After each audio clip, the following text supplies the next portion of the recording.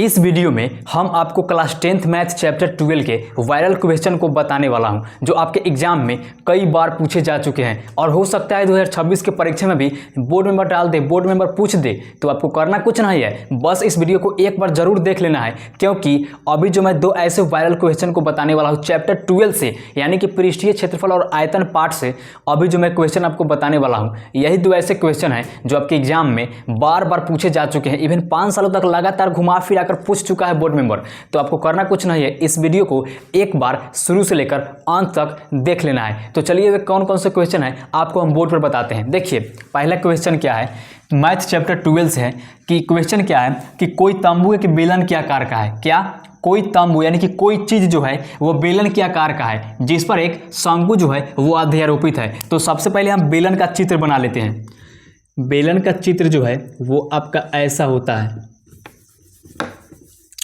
बेलन का चित्र जो है वो आपका ऐसा ही होता है। ये हो गया आपका बेलन, ये हो गया आपका बेलन का चित्र। अब कह क्या रहा है कि जिस पर एक शंकु अध्यारोपित है। कहने का मतलब है कि शंकु का आधा भाग बेलन पर अध्यारोपित है।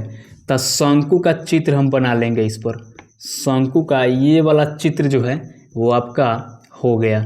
ये हो गया आपका शंकु का चित्र हो गया। शंकु का ये हो गया आपका बेलन का चित्र और ये हो गया आपका शंकु का चित्र। तो कह क्या रहा है कि यदि बेलनाकार भाग की ऊंचाई यानी कि बेलन की यहाँ से लेकर के यहाँ तक, ये हो गया आपका बेलन की ऊंचाई। तो बेलन की ऊंचाई क्या है 2.1 मीटर। और क्या है बेलनाकार भाग की ऊंचाई, व्यास ऊंचाई जो है कि 2.1 मीटर है और व्यास कितना है, व्यास जो है वो आपका है कितना है, यहाँ से लेकर के यहाँ तक आपका जो है कि 4 मीटर है। तो अगर हम आधा करेंगे, अगर हम यहाँ से आधा करेंगे तो ये आपका हो गया 2 मीटर और शंकु का भी निकल जाएगा व्यास 2 मीटर। व्यास कहने का मतलब है कि त्रिज्या। अब देखिएगा 4 मीटर है तथा शंकु की तिर्यक ऊंचाई 2.8 मीटर है। शंकु की तिर्यक यानी कि तिरछा वाला ऊंचाई, तो शंकु की तिर्यक ऊंचाई यहाँ से लेकर के यहाँ तक ये हो गया आपका 2.8 मीटर। 2.8 मीटर हो गया। तो तंबू को बनाने में प्रयुक्त कैनवास का क्षेत्रफल ज्ञात कीजिए और साथ में 500 रुपये प्रति मीटर की दर से कैनवास की लागत भी ज्ञात करना है। तो देखिएगा पहले हम इस सब को एक बार हम लिखेंगे। तो देखिएगा हम लिखेंगे क्या कि बेलन की, थोड़ा इधर करके लिखते हैं, बेलन की त्रिज्या, बेलन की त्रिज्या r बराबर हम 4/2 करेंगे ताकि शंकु का भी निकलेगा और बेलन का भी त्रिज्या निकल जाएगा। तो 2 से 2 मरतब में कट जाएगा तब बचेगा 2 मीटर। ये हो गया 2 मीटर। अब बेलन की ऊंचाई लिखेंगे। बेलन की ऊंचाई h से सूचित करते हैं यानी कि हाइट। बेलन की ऊंचाई कितना है 2.1 मीटर। 2.1 मीटर हो गया। अब चलेंगे शंकु का। तो शंकु की त्रिज्या भी वही हो जाएगा। शंकु की त्रिज्या r बराबर जो है वो आपका 2 मीटर हो गया। यानी कहने का मतलब है कि जितना शंकु की त्रिज्या होगा उतना ही ना बेलन का होगा। बेलन, चूंकि बेलन पर ही शंकु अध्यारोपित है। तो देखिएगा अब शंकु की ऊंचाई लिखेंगे। शंकु की तिर्यक ऊंचाई, शंकु की तिर्यक ऊंचाई इसको L से सूचित करते हैं। L बराबर जो हो गया आपका शंकु की तिर्यक ऊंचाई क्या हो गया कि 2.8 मीटर है। तो हम सिद्ध करेंगे क्या कहा क्या रहा है कि तंबू को बनाने में प्रयुक्त कैनवास का क्षेत्रफल ज्ञात करना है। तो हम लिखेंगे क्या कि कैनवास का क्षेत्रफल, कैनवास का क्षेत्रफल बराबर लिखेंगे। क्या लिखेंगे कि क्या है कि बेलन का वक्र पृष्ठ क्षेत्रफल प्लस शंकु का वक्र पृष्ठ क्षेत्रफल देंगे तभी इसका क्षेत्रफल निकलेगा। क्या लिखेंगे कि बेलन का वक्र पृष्ठीय क्षेत्रफल प्लस में शंकु का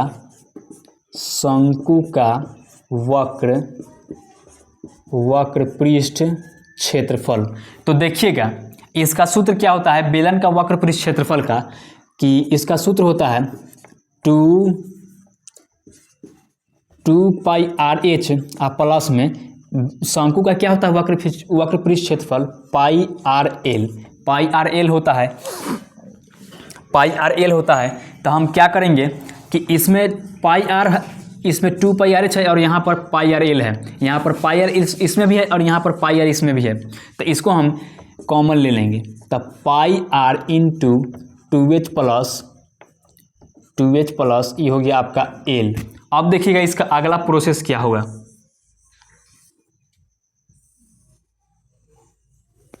अगला प्रोसेस क्या होगा कि पाई आर बाहर निकाले हैं तो 2h प्लस एल अंदर चला गया है। तो देखिएगा यहाँ पर लिखेंगे pi r into 2h plus l कर दिए। पाई का मान कितना होता है, पाई का मान जो है आपका 22/7 होता है। आगुने आर का मान कितना है, आर का मान 2 मीटर है, आर का मान 2 मीटर है। इंटू 2 गुने एच का मान कितना है, एच का मान जो है वो आपका 2.1 है, एच का मान 2.1 है। आप प्लस में एल कितना है, तिर्यक ऊंचाई कितना है 2.8 मीटर, 2.8 मीटर है। अब बराबर में ये कितना हो गया 22 में 2 से गुना करने पर ये हो जाएगा आपका 44, अब बटा में 7 हो जाएगा। इंटू 2 से 2.1 में अगर गुना करेंगे तो ये हो जाएगा आपका 4.2, अब प्लस में 2.8 हो जाएगा। अब देखिएगा ये 44/7 हो जाएगा, इंटू में हो जाएगा क्या, इसको हम गुना दे देंगे, ब्रैकेट है तो ये गुना का चिन्ह में बदल जाएगा। 4 और 2 6 हो जाएगा, कितना हो जाएगा ये 8 और 2 10, 8 और 2 10, 4 और 2 6 1 7 हो जाएगा, ये 7.0 हो जाएगा। अगर हम 44 में 7 से गुना करेंगे, 44 में 7 से अगर हम गुना करेंगे तो कितना हो जाएगा ये 7 चौका 28, 7 चौका 28 हो जाएगा, 7 चौका 28, 8 हासिल 2, 7 चौका 28 और 2 30, 308 हो जाएगा ये 308 हो जाएगा। लेकिन यहाँ पर 7 से 7 कट रहा है तो यहाँ पर सीधा हम दे देंगे 44 मीटर स्क्वायर, 44 मीटर स्क्वायर हो गया। अब इसमें कह क्या रहा है कि साथ में 500 रुपये की प्रति मीटर स्क्वायर की दर से कैनवास की लागत भी ज्ञात करना है, यानी कि एक कैनवास की लागत जो है कि 500 है, तो यहाँ पर 44 है, 44 मीटर स्क्वायर है तो हम 44 गुने 5 करेंगे, 44 गुने 5 करेंगे तो कैनवास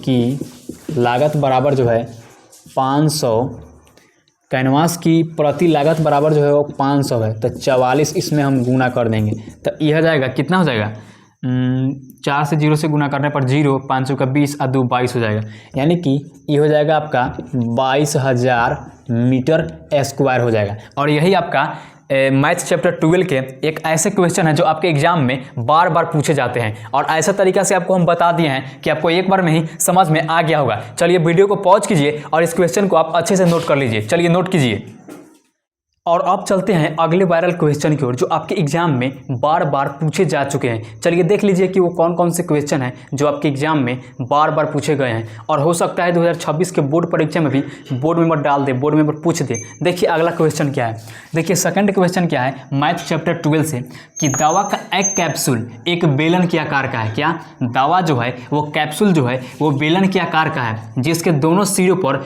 एक एक अर्धगोला जो है वो अध्यारोपित है। तो पूरे कैप्सूल की लंबाई जो है वो 14 mm है और इसका व्यास जो है 5 mm है। तो इसका पृष्ठीय क्षेत्रफल ज्ञात करना है। तो सबसे पहले हम क्या करेंगे कि कैप्सूल का जो है चित्र पहले हम बना लेंगे, बेलन के आकार जैसा है। तो बेलन का आपका जो है वो चित्र ऐसा ही ना होता है, और ये हो गया आपका बेलन का चित्र, और यहाँ से इसको ऐसे कर दीजिए, और यहाँ से अगर ऐसे कीजिएगा तो यहाँ पर अर्धगोला एगो ई हो गया, और यहाँ से ऐसे कीजिएगा तो एगो अर्धगोला यहाँ से आ गया आपका, एक अर्धगोला एक यहाँ से आ गया अर्धगोला। और पूरे जो है पूरे कैप्सूल की जो लंबाई है, पूरे कैप्सूल की जो लंबाई है वो क्या है, वो आपका जो है वो 14 mm है, 14 mm है। और क्या है कि इसका व्यास जो है यानी कि कैप्सूल का पूरे व्यास जो है वो आपका 5 mm दिया गया है। तो हम क्या करेंगे कि ये पूरे कैप्सूल का जो है उसका व्यास जो है, पूरे कैप्सूल की लंबाई जो है 14 मीटर है और अर्धगोले की जो है उसका व्यास है 5 mm, यानी कि यहाँ से लेकर के पूरा यहाँ तक 14 mm है। तो इसका हम आधा निकालेंगे, यानी कि अर्धगोले की व्यास निकालेंगे त्रिज्या, तो ये हो जाएगा 2.5 mm। और यहाँ से अगर हम आधा निकालेंगे तो ये हो जाएगा 2.5 mm हो जाएगा, 2.5 mm हो जाएगा। तो इसका व्यास 5 mm है, तो इसका पृष्ठीय क्षेत्रफल ज्ञात करना है। तो सबसे पहले हम इसके कुछ थोड़ा सा थ्योरी हम लिख लेते हैं। क्या है कि अर्धगोले की त्रिज्या, अर्धगोले की त्रिज्या r बराबर जो है वो आपका 2.5 mm है। अब बेलन की ऊंचाई नहीं, पहले त्रिज्या लिख लेते हैं। बेलन की त्रिज्या भी है 2.5 mm। अब दोनों का 2.5 mm है कैसे, तो आपको हम बताते हैं। देखिए, ये जो अर्धगोला जो है ना, ये बेलन पर अध्यारोपित है, तो जितना अर्धगोले की त्रिज्या होगा उतना ही ना बेलन का होगा, क्योंकि बेलन के सामने ही है, सटला ही है ये अर्धगोला, तो इसका भी व्यास इतना ही होगा 2.5 mm। और इसका भी, यानी कि बेलन का भी और अर्धगोले का भी व्यास त्रिज्या उतना ही होगा। तो हम क्या लिखेंगे, बेलन की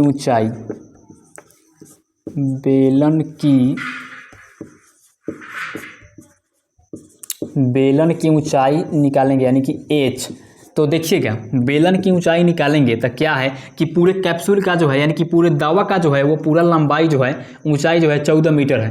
तो अगर हम इसका बेलन का सिर्फ ऊंचाई निकालेंगे यहाँ से यहाँ तक, तो ये दोनों को घटाना होगा 2.5 mm आप प्लस 2.5 mm, दोनों को घटाना होगा। तो क्या करेंगे कि 14 mm माइनस 2.5 अब प्लस 2.5, तो इसको क्या करेंगे कि 14 mm आई हो जाएगा माइनस 5 mm, तो ये घट करके क्या हो जाएगा 9 mm हो जाएगा, 9 mm हो जाएगा। अब देखिएगा, अब इसको क्या करना है कि इसका पृष्ठीय क्षेत्रफल ज्ञात करना है, यानी कि कैप्सूल का पृष्ठीय क्षेत्रफल। तो हम इसको लिखेंगे,